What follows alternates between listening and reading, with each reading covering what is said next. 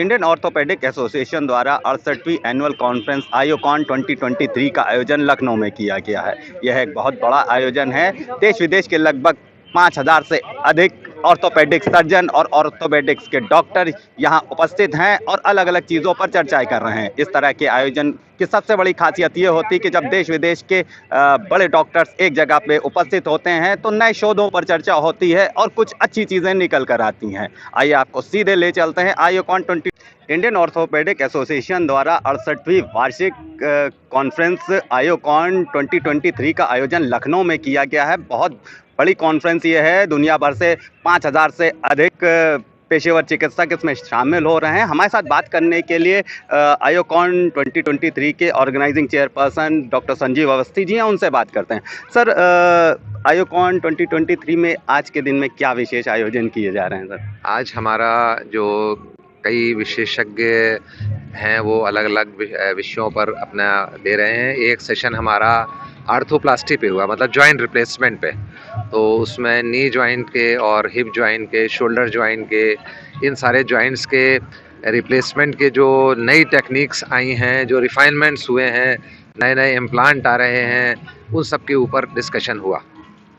और एक सेशन हमारा इसमें हुआ जो कि ऑर्थोबायोलॉजिक्स पे हुआ। ऑर्थोबायोलॉजिक्स का मतलब कि आपके शरीर से ऐसे सेल्स को निकाल के, जो कि जिनमें ग्रोथ फैक्टर है, जिनमें स्टेम सेल्स हैं, उनको निकाल के उनके द्वारा विभिन्न बीमारियों को कैसे इलाज किया जा सकता है। तो जैसे कि अभी एक स्थिति होती है एवेस्कुलर नेक्रोसिस ऑफ हिप, जिसमें कि जो कूल्हे के जोड़ का गोला है वो उसकी खून का दौरा बंद होने से वो सूखने लगता है। और ये कोविड के दौरान स्टेरॉइड के यूज़ से इसका इंसिडेंस अचानक बहुत ज़्यादा बढ़ गया है। तो उसमें किस तरह से हम इन टेक्निक्स को, नई नई टेक्निक्स को इस्तेमाल करके और खून के दौरे को दोबारा बना सकते हैं, ताकि हम उस जोड़ को बचा सकें, उसको सेक्रीफाइस ना हमें करना पड़े।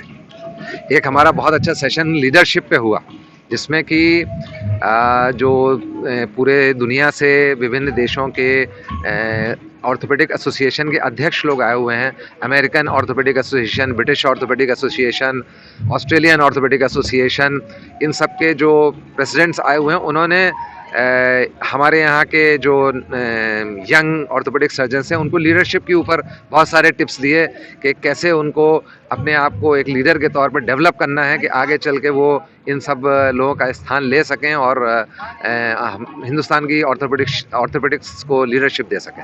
सर, इस बार आयोकॉन 2023 में गेस्ट नेशन के रूप में यूएसए को आपने बुलाया है। कैसा एक्सपीरियंस है? आपकी उनसे बात ज़रूर हुई होगी। कैसा एक्सपीरियंस है? कैसा बता रहे हैं वो लोग? अमेरिकन ऑर्थोपेडिक एसोसिएशन हमारा जो है वो गेस्ट नेशन है और उनकी पूरी टीम हमारे यहाँ आई हुई है। डॉक्टर केविन बोजिक, जो उसके American academy of orthopaedic surgeon के प्रेसिडेंट हैं, वो हमारे प्रोग्राम में गेस्ट ऑफ ऑनर भी थे। और उनके पास बहुत बड़ा एक्सपीरियंस है तमाम नई तकनीकों का, जो कि डेवलप हो रही हैं। हम लोग सब जानते ही हैं कि नई तकनीक के विकास में अमेरिका अग्रणी देशों में से है। तो उन सभी नई तकनीकों से उन्होंने हमको परिचित कराया। और एक बहुत ही इंटरेस्टिंग टॉक डॉक्टर केविन बोजिक की थी, जिसमें उन्होंने अमेरिका में जो मेडिकल सेक्टर है उसके जो चैलेंजेस हैं और हिंदुस्तान में जो मेडिकल सेक्टर के चैलेंजेस हैं, उनको दोनों पे बात की और उनको एक दूसरे से कंपेयर करके ये दिखाया कि कैसे हम दोनों लोग एक दूसरे से मिलकर दोनों की समस्याओं का समाधान कर सकते हैं। सर, इसमें नए प्रैक्टिशनर जो ऑर्थोपेडिक्स हैं उनके लिए क्या सेशंस चलाए जा रहे हैं आयोकॉन 2023 में? देखिए, सबसे पहले तो हमने जो है पहले दिन इसका जो है एक इंस्ट्रक्शनल कोर्स किया पोस्ट ग्रेजुएट स्टूडेंट्स के लिए, जो कि एमएस की पढ़ाई कर रहे हैं अभी पूरी तरह, मतलब एमएस के 3 साल के कोर्स में किसी 1 साल में हैं, उनके लिए एक कोर्स किया। फिर दूसरे दिन हमने वर्कशॉप्स की। उन वर्कशॉप्स में प्रैक्टिकल ट्रेनिंग बच्चों को दी गई, जो नए ऑर्थोपेडिक सर्जन्स हैं, कि डिफरेंट टेक्निक्स को वो कैसे करेंगे। तो उसमें 2 वर्कशॉप तो ऐसी थी जिनमें कैडेवर के ऊपर उनको सर्जरी करना सिखाया गया, और बाकी 8 वर्कशॉप ऐसी थी जिनमें बोन मॉडल्स के ऊपर उन्होंने सर्जरी करना सीखा। फिर उसके बाद तीसरे दिन हमने एक CME की, जिसमें कि डिफरेंट लेक्चर्स थे विभिन्न विषयों पे, और उनको ट्रेन किया। और बाकी जितने भी हमारे सेशन अगले 3 दिनों में हो रहे हैं, उनमें सब यंग सर्जन्स के लिए बहुत सारे चीज़ें हैं जिनको सीख के और जिनको समझ के वो अपने आप को एक बहुत अच्छा ऑर्थोपेडिक सर्जन बना सकते हैं। सर, देश विदेश के बड़े नामी गिरामी ऑर्थोपेडिक्स इस समय लखनऊ में हैं, आपकी उनसे बात हो रही होगी।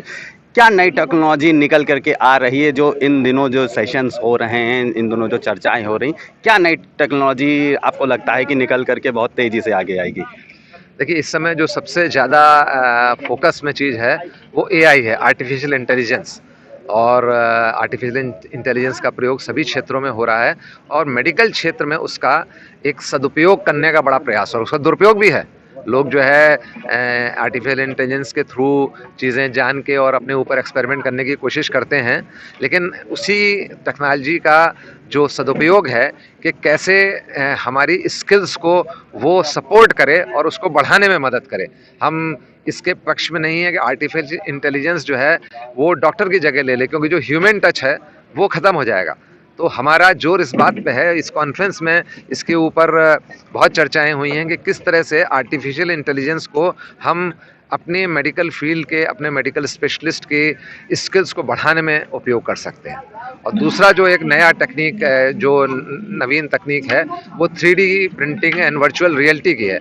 इन दोनों तकनीकों का हम कैसे इस्तेमाल करें कि हम अपने इलाज को बेहतर बना सकें, और इसका सबसे बड़ा फ़ायदा है कि हम अपने इलाज को टेलर मेड कर सकते हैं। अभी क्या होता है कि एक टेक्निक है, एक चीज़ है, एक ऑपरेशन है, वो सभी मरीजों में उसी तरह करते हैं। 3D प्रिंटिंग और वर्चुअल रियलिटी के द्वारा हम हर मरीज़ के हिसाब से उसके ट्रीटमेंट को डिज़ाइन कर रहे हैं, ताकि जो कहीं इलाज 95% 94% रह जाता है, उसको हम 99% और 99.5% तक ले जा सकें।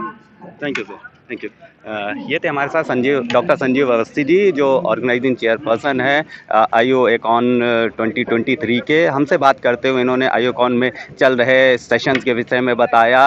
यंग प्रैक्टिशनर्स के लिए भी कुछ सेशंस विशेष किए जा रहे हैं, जिनमें वो सीख सकते हैं कि ऑर्थोपेडिक्स क्षेत्र में क्या नई चीज़ें आ रही हैं। इसके साथ साथ डॉक्टर संजीव अवस्थी ने बताया कि आर्टिफिशियल इंटेलिजेंस अब मेडिकल फील्ड में भी अपनी जगह बना रहा है, लेकिन उसके सदुपयोग की ज़रूरत है। और वर्चुअल रियलिटी तथा 3D प्रिंटिंग को ऑर्थोपेडिक्स के क्षेत्र में नई तकनीक माना जा रहा है। 3D प्रिंटिंग के द्वारा कुछ अंग बनाए जा सकते हैं जिनको ऑर्थोपेडिक्स के डॉक्टर्स यूज़ कर सकते हैं। वर्चुअल रियलिटी से भी काफ़ी फ़ायदा ऑर्थोपेडिक्स के क्षेत्र में होने वाला है। वीडियो जर्नलिस्ट अखिलेश सिंह के साथ संतोष कुमार, भूमि टीवी, लखनऊ।